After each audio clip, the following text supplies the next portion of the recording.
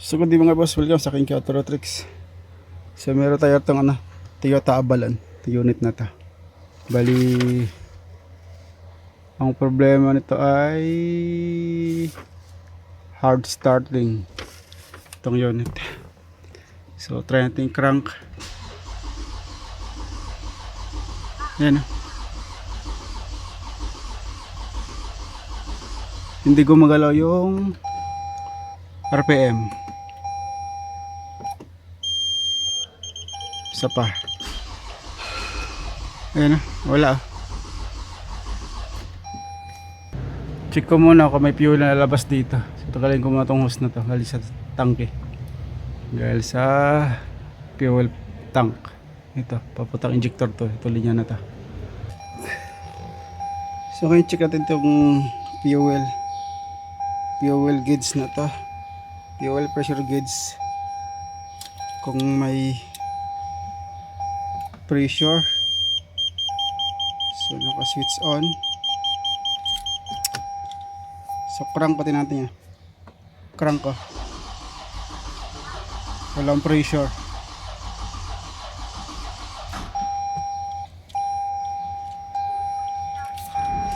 Hindi gumalaw yung gauge. So ito yung DTC P1604. Ano lang ito, stability malfunction. Tapos sa ABS APB. Kasi ano to baka hinila to. So power steering, electronic power steering, so vehicle speed. So clear ko na. Sa PCM ano lang naman ang code Stability malfunction. Ito sa OBD. Ito sa OBD 2 na to.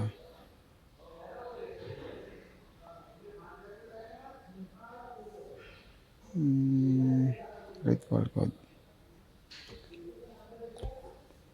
Wala. So balik. SM. Okay. Special function.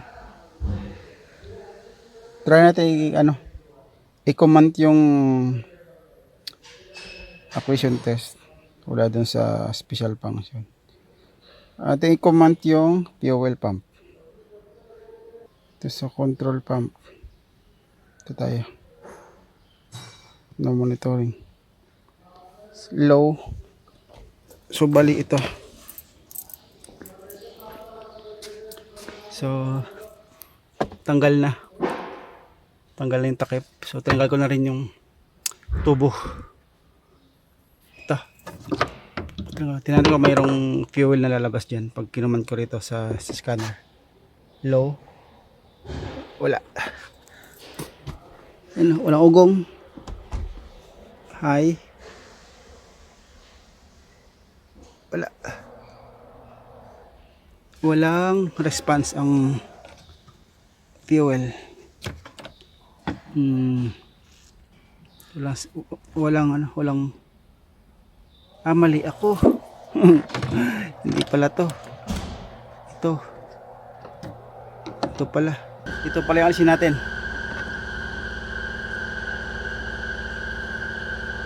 Ito.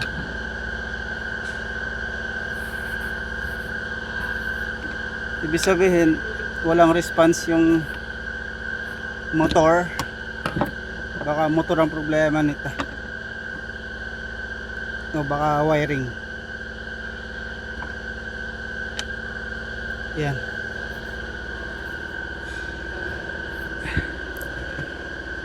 So check yung command.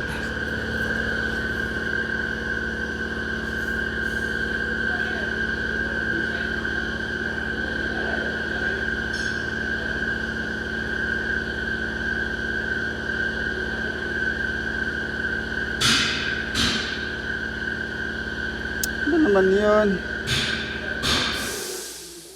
Tayo sa phone. At lagi doon napunta sa low, high. Walang response, walang lumalabas kasi hindi umikot yung pump.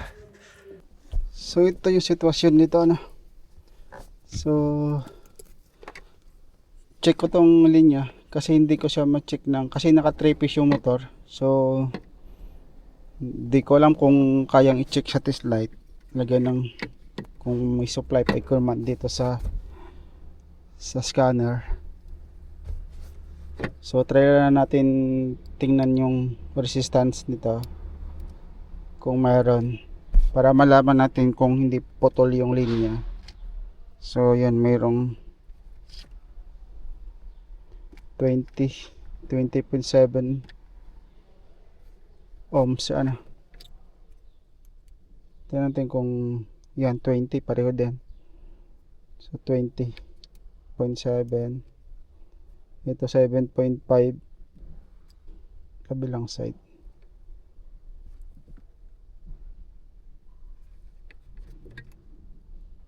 Kasi walang command pag kinuman ko doon sa ano, sa scanner, o dito matunog yung. So ayan, check natin kung okay yung linya, kung hindi putol. Pagpapalit-palitin lang natin. So okay yung linya niya, yung wire buo. So balik ko muna siya.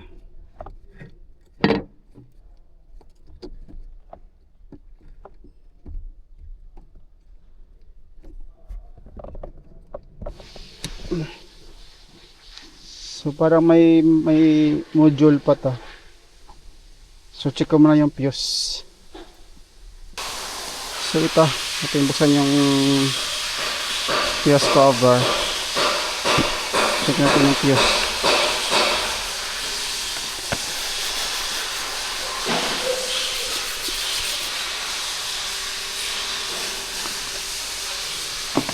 Ating check lang isa-isa yung fuse.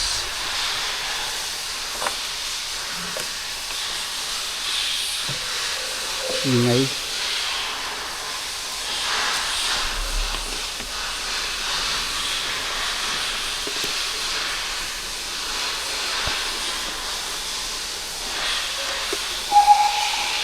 Check natin yung rated sa fuel.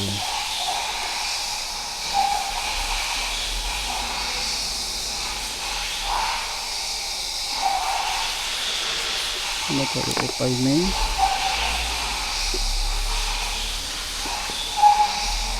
Tumigil din ang compressor, kaya na maingay. So ito yung relay ng ano, binalik ko ulit nabunot ko na to kanina.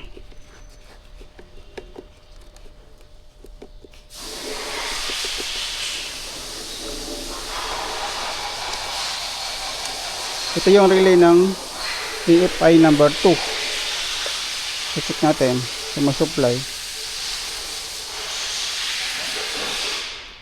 Ito lumalagit itong relay na to. Yan o, lumalagitik. Sabihin buo, wala siyang isang positive. Dapat sa malaking, sa tanso, kulay tanso na to, dapat isa dyan positive, dapat isa dyan ay positive supply, kaso wala. Yun o, lumalagitik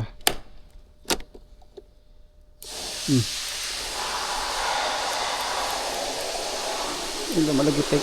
Iipay ito.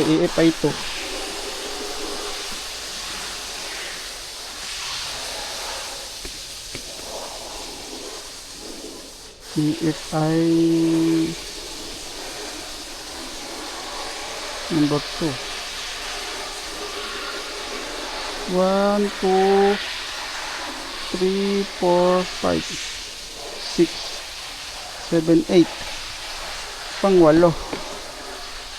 1, 2, 3, 4, 5, 6, 7, 8. Ay ito kayo na, bilang ko pa to pang 8 ito. Walang fuse.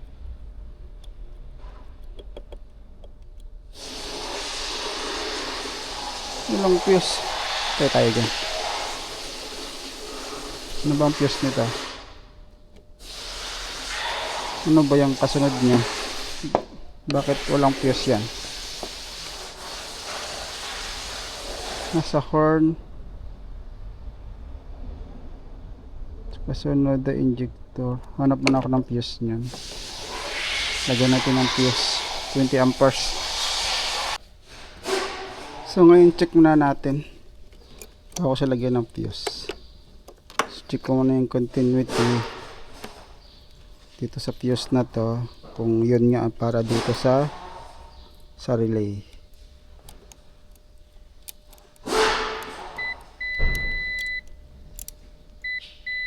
Ayun. Ito nga yung walang fuse na yun. Tapos itong kabila ay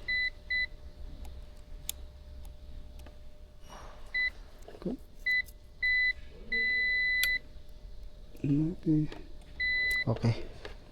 So saan yung relay? Ito. Ibig sabihin ito yung 30. Yung gitna yung 87. So kung sa itong kasing relay din. So may fuse na ako nakita.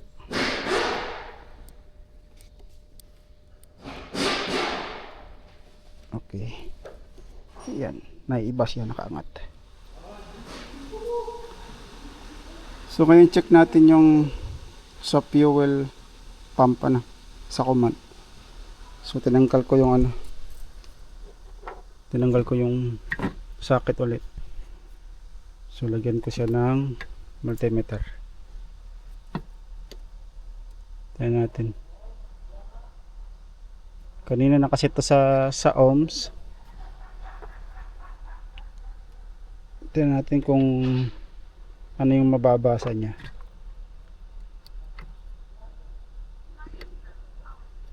So wala. OL. Kanina mayroon 20 tayo nakuha. Ibig sabihin okay na siguro ito. OL pa rin. OL. So command ko dito. Low may 40. Ayun. 40. So balik ka. Off ko muna. Try ko lagyan ng load.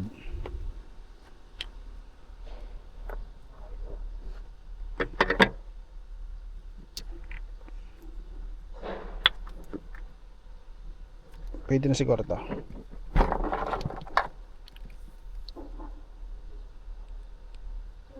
Yan. Yan ka lang.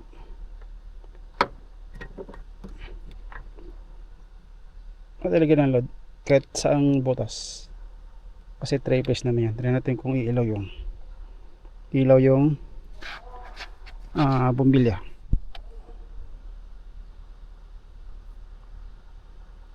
Command natin.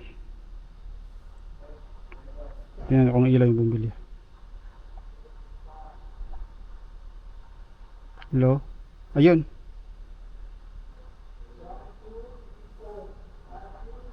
Wala.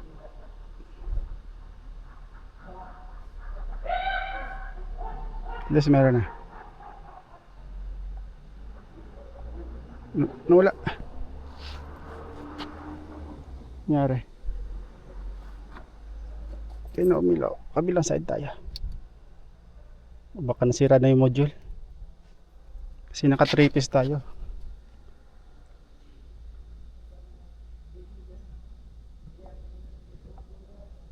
No monitoring. Wala na. Nasira na yung module. O baka pumatok na yung fuse. Kumurap lang eh. Tayo nadali kata. Nadali nung bulb na 60 watts.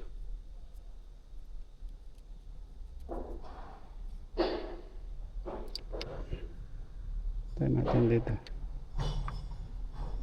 Okay.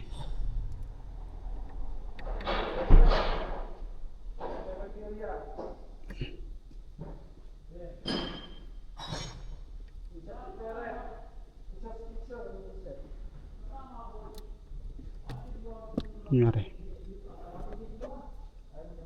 Balik ko nga.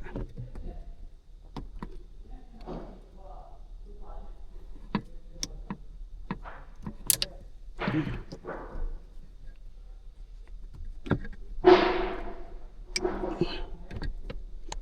sakit.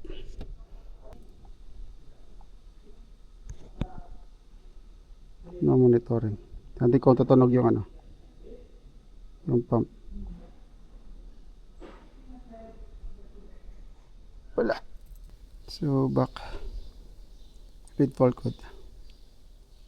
No DTC. Try ko one crank. Walang natanggalan. Crank ko siya.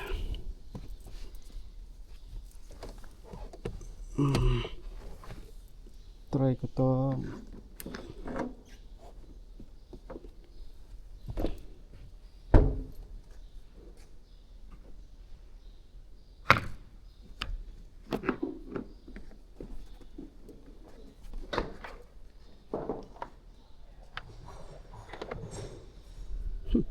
Ayun. May pressure. May pressure siya. Try ko crank. Ayun. May pressure na. Ayun. Gumana na yung pump. Kaya na wala yan. Try natin ulit.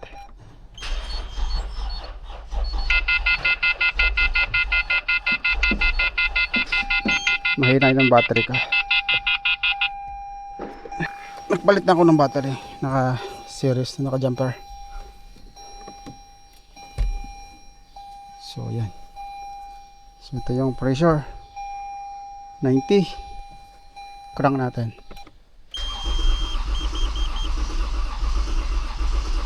Ayaw pa rin.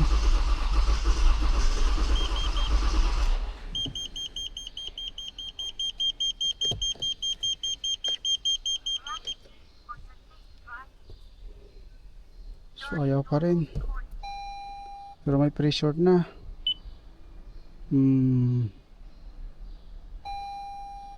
Check ko nga yung gasolina. Baka tulad sa isang ginawa ko na tubig pala, may halong tubig. Tanggalin ko muna.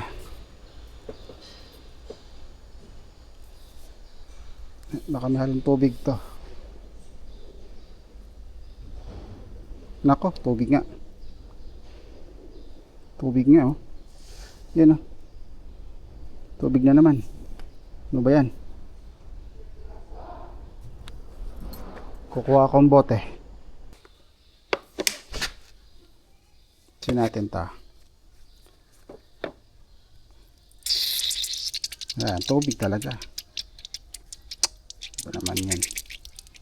Wala nang gasolina sa Saudi Arabia. Tubig na lang nilalagay. Ayan, kukuman ko sa ano. Kukuman ko sa scanner.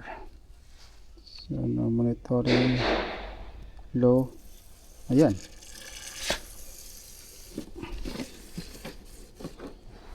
Tubig.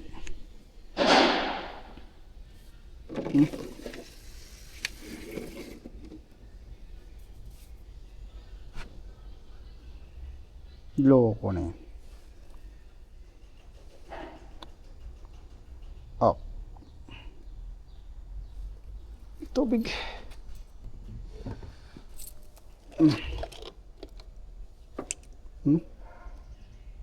Grabe.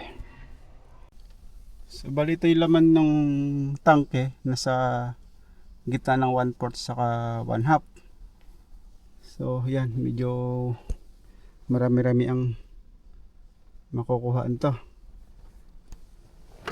So bali tapos ito kinukuha ko na siya, pinapaawas ko na siya rito, kinukuman ko sa ano, kinukuman ko rito sa scanner para maubos yung laman. Yan. Pero tubig ah.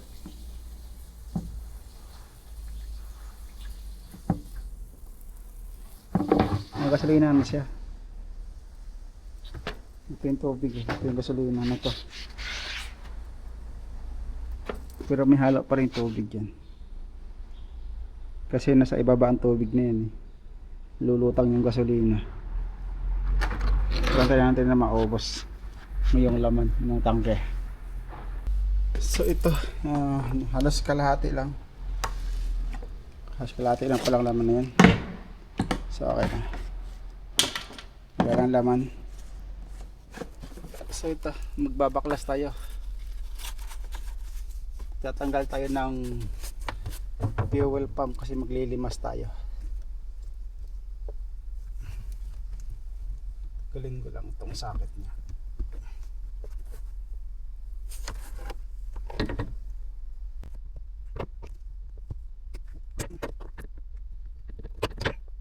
Limas lang. Naman. Ito na.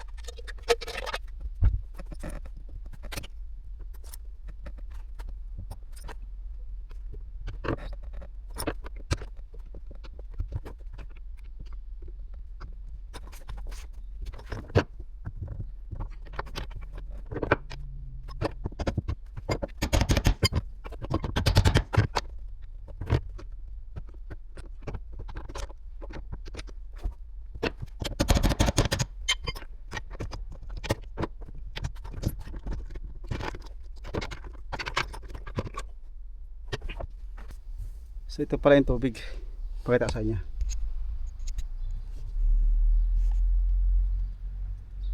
Yan o. Yung puti-puti na yung tubig. Tapos doon pa sa loob. Doon sa loob. Yan o. Yun, sa loob na yun. Tubig din doon. Grabe.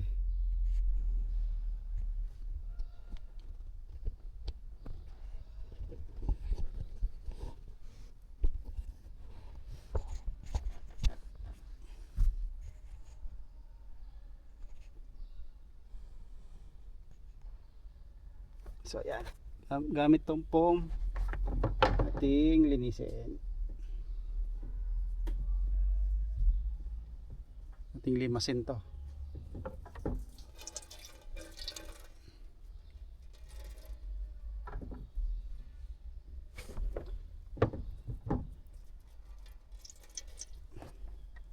Yung sa loob di ko makuha, ating paipitan nito.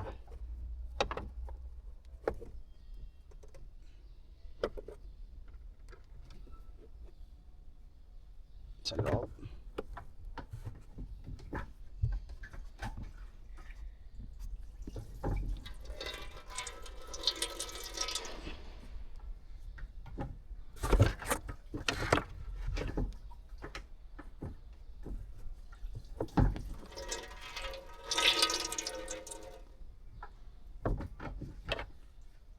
Linisin ko muna, limasin ko muna, medyo matagal-tagal to.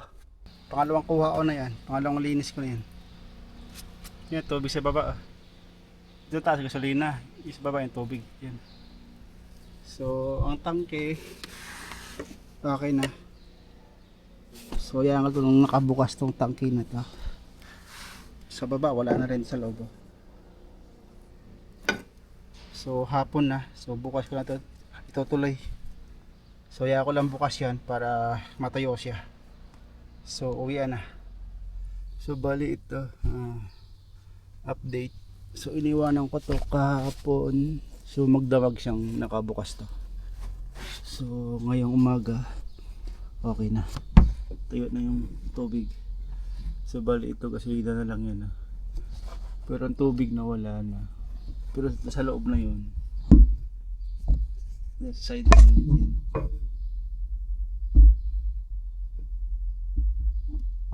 Tayo na sa loob.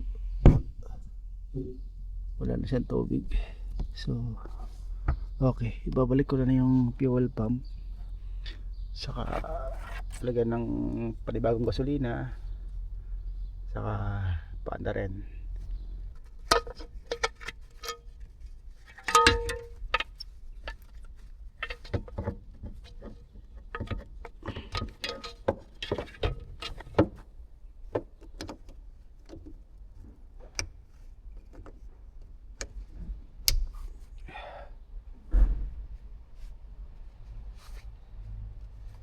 So ayan. So crank natin pagkatapos.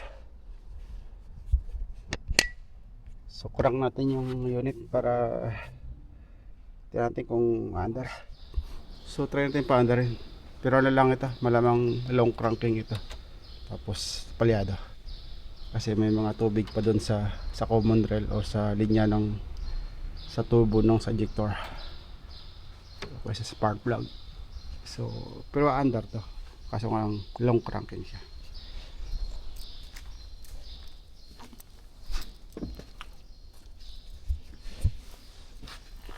So ngayon pandarin natin.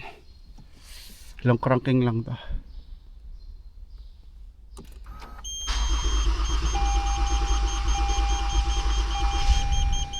Yan.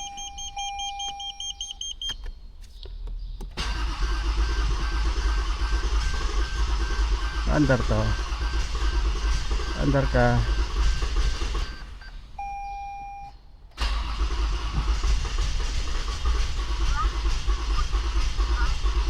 Maubos na yung ng tubig na yan sa ano. Puro tubig yun sa ano eh. Parang puro tubig na yung nakapasok sa injector.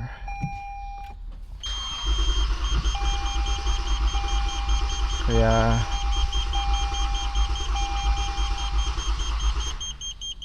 wala. Mukhang pahirapan to. Tubig na kasi yung ano dun, yung pumasok sa ano. Puro tubig na pumasok sa injector. Start na to.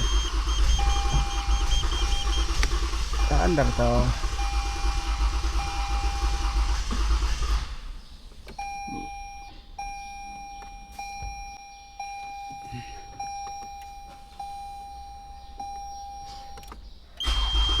Ito natin. Yun. Matay. Isa pa.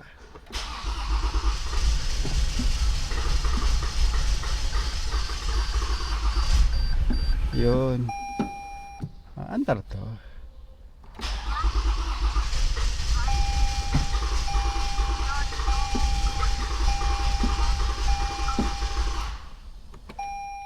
Subukan ko nga ng gasolina. Talagang gasolina dito. Para may lakas siya. Atin tulungan yung tubig. Kasi may tubig pa kasi yung sa injector nito eh, naka-stuck eh sa common rail.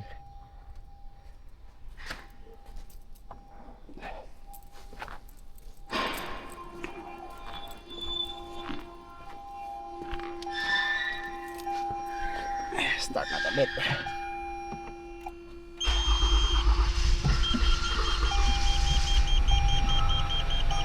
Yan.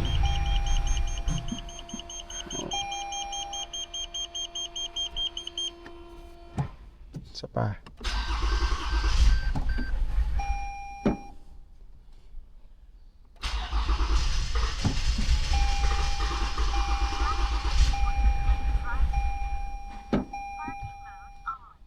Andar to. Yan natin naka-idle. Huwag ako pa-accelerator para yan, palyado. So yan, palyado. Pag tuyo pala yung tubig sa injector saka sa spark plug, titining yan. Yan na. Titining yung under na yan. Pag naubos na yung tubig sa injector saka sa spark plug, yan, patining na.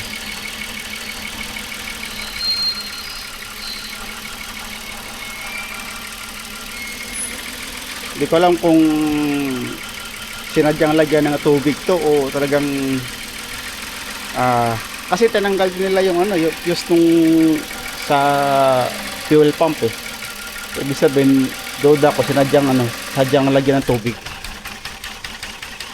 Ayan na, kalata na naman. So yan, pinaw na yung under ng makina. Yan, matining na, ano.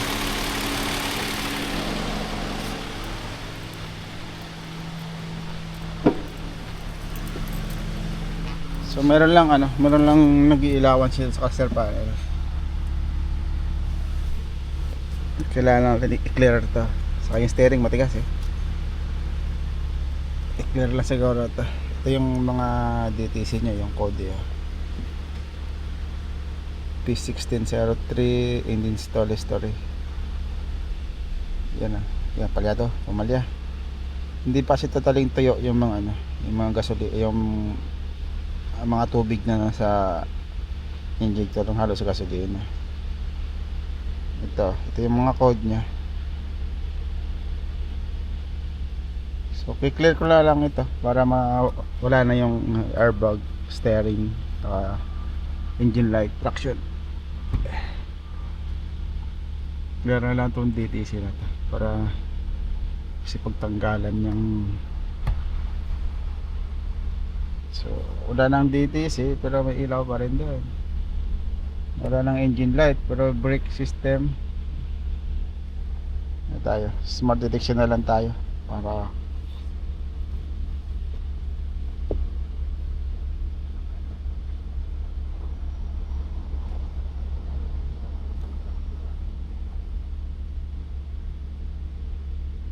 front wheel speed sensor, signal stock low,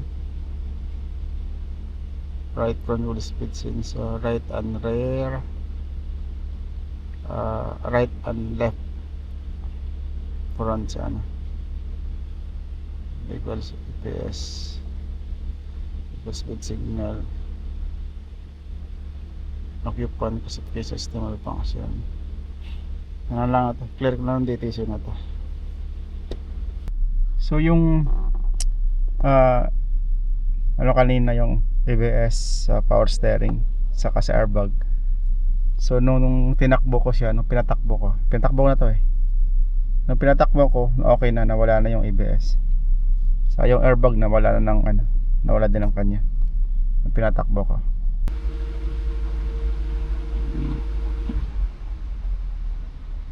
Parang okay na.